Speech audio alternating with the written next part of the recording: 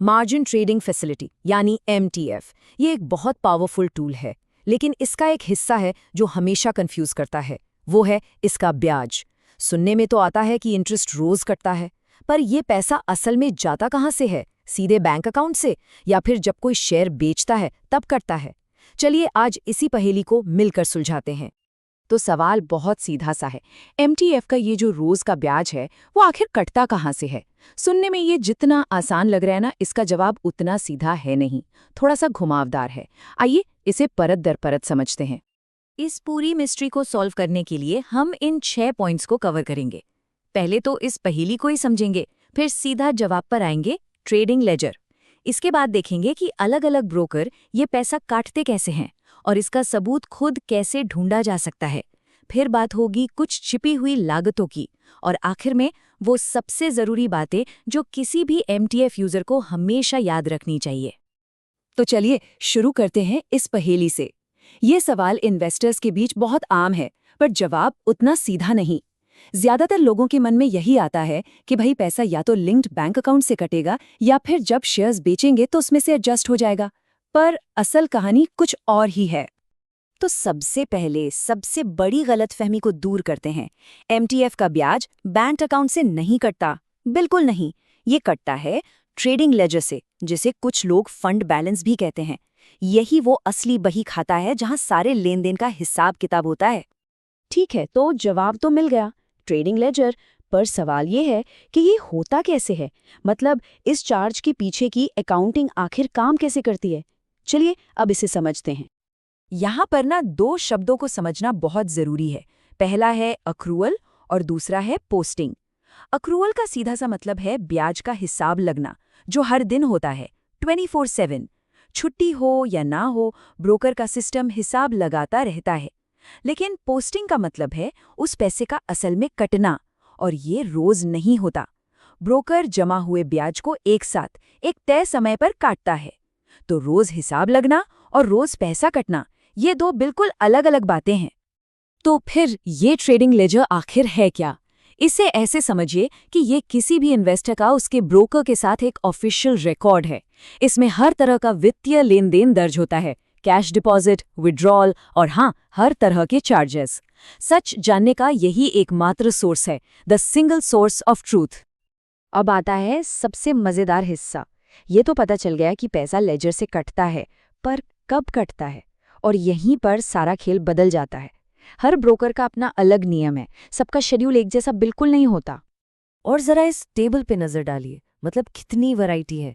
Angel one हर 15 दिन में कटौती करता है, तो वहीं धन हर हफ्ते करता है। ग्रो रोजाना काटता है, तो कोटक सिक्योरिटीज महीने में सिर्फ एक बार। और ज़ीरोधा का तो अपना एक अलग ही कैलेंडर चलता है। इससे एक बात तो साफ है कि कोई वन साइज फिट्स ऑल वाला नियम यहाँ नहीं है।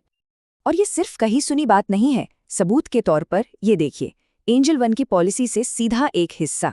इसमें साफ साफ लिखा है कि ब्याज फोर्टनाइटली यानी हर 15 दिन में चार्ज किया जाएगा। ये उनकी ऑफिशियल पॉलिसी है। और अब धन का उदाहरण देखिए, ये भी अपनी पॉलिसी में बिल्कुल स्पष्ट कहते हैं, ब्याज की कैलकुलेशन तो रोज होती है, लेकिन उसे चार्ज साप्ताहिक रूप से किया जाता है, और ये चार्ज लेजर में देखा जा सकता है। मतलब कैलकुलेशन रोज, पर कटौती हफ्ते में एक बार। तो अब थ्योरी तो समझ आ गई, पर असल सबूत कहाँ मिलेगा? चलिए अब एक जासूस की तरह अपने ही ट्रेडिंग प्लेटफॉर्म पर इन चार्जेस को ढूंढ निकालते हैं। जैसे अगर एंजल वन पर चेक करना हो तो बहुत आसान है। अकाउंट टैब पर जाकर रिपोर्ट्स में लेजर को चुनना है। पिछले 30 दिन जैसी कोई डेट रेंज सेट करें और फिर MTF इंटरेस्ट नाम की डेबिट एंट्री को ढूंढें। महीने में ऐसी 2 बड़ी एंट्रीज मिलनी चाहिए। और अगर ज़ीरोधा की बात करें तो इसके लिए console.zerodha.com पर लॉगिन करना होगा। फिर फंड्स में जाकर स्टेटमेंट पर जाएं, डेट रेंज चुनें और इक्विटी लेजर में ब्याज की डेबिट एंट्री मिल जाएगी। लेकिन रुकिए, कहानी अभी बाकी है मेरे दोस्त। MTF के ब्याज के अलावा भी कुछ ऐसी छिपी हुई लागतें हैं जिनसे सावधान रहना बहुत बहुत जरूरी है। इसमें सबसे पहला नाम आता है प्लेज चार्ज का।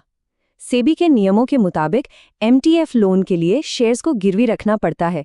बस इसी प्रोसेस की एक अलग फीस लगती है, जो करीब 20 से 50 रुपए प्लस GST हो सकती है। और हाँ, ये भी ट्रेडिंग लेजर से ही कटती है। और यहीं से एमटीएफ का सबसे बड़ा खतरा शुरू होता है, नेगेटिव लेजर बैलेंस। जरा सोचिए, अगर ट्रेडिंग अकाउंट में फ्री कैश नहीं है तो ये ब्याज और दूसरे चार्जेस कटकर बैलेंस को माइनस में ले जा सकते हैं, और तब एक बहुत बड़ी समस्या जन्म लेती है। और वो समस्या है डिलेड पेमेंट चार्जेस या डीपीसी। ये एक तरह का पेनल्टी इंटरेस्ट है जो नेगेटिव लेजर बैलेंस पर लगाया जाता है, और ये नॉर्मल एमटीएफ ब्याज से बहुत बहुत ज्यादा होता है। असल में इसका मतलब ये है कि जो ब्याज नहीं चुकाया उस पर भी ब्याज लग रहा है।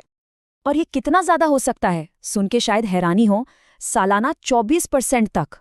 ये एक ऐसा महंगा चक्रव्यूह बना सकता है जिससे बाहर निकलना बहुत मुश्किल हो जाता है। इसीलिए लेजर में हमेशा कुछ फ्री कैश रखना इतना जरूरी है। तो इन सारी बातों का निचोड़ क्या है? वो कौन सी बातें हैं जो किसी भी इन्वेस्टर को एमटीएफ इस्तेमाल करते वक्त हमेशा याद रखनी चाहिए? तो 3 सबसे जरूरी बातें। पहली, जवाब हमेशा हमेशा ट्रेडिंग लेजर ही होता है। दूसरी, पैसा कब कटेगा ये ब्रोकर पर निर्भर करता है, रोज, हफ्ते में या महीने में। और तीसरी, डीपीसी जैसी भारी भरकम पेनाल्टी से बचने के लिए ट्रेडिंग लेजर में हमेशा कुछ फ्री कैश बनाए रखना चाहिए। तो अब एमटीएफ की असली लागत और उसके भुगतान का तरीका दोनों की जानकारी है। अब आखिरी और सबसे बड़ा सवाल ये है, क्या ये सुविधा वाकई किसी की निवेश रणनीति के लिए सही है? इस पर सोचना बहुत जरूरी है।